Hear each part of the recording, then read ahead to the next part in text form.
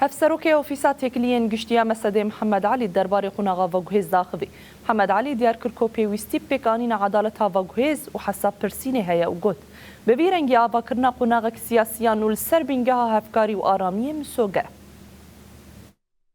الانتقالية لها عدة مهام ووظائف، يعني كونها مرحلة انتقالية تؤسس لمرحلة مستدامة، لكن في هذه المرحلة الانتقالية يتطلب تحقيق العدالة الانتقالية في المرحلة المنصرمة، خاصة عقد ونيف من الزمن يعني الانتهاكات وفترة النظام البائد الانتهاكات اللي حصلت يتطلب عدالة انتقالية. هذه العدالة يجب أن يكتمل بعدالة اجتماعية، يعني القوى الوطنية السورية بيتطلب منها أنه تبدي آراء بسوريا الجديدة كيف يمكن أن يكون طبيعة النظام السوري.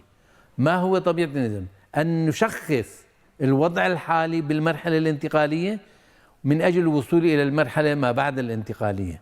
إذن هي مرحلة لملمة الشمل السوري، مرحلة ترميم الجراح. لذلك إنجاح المرحلة الانتقالية بالدرجة الأولى الحكومة الانتقالية هي تتحمل مسؤوليتها، لكن جميع المكونات والقوى السورية أيضا عليها مسؤوليات تجاه هذه المرحلة.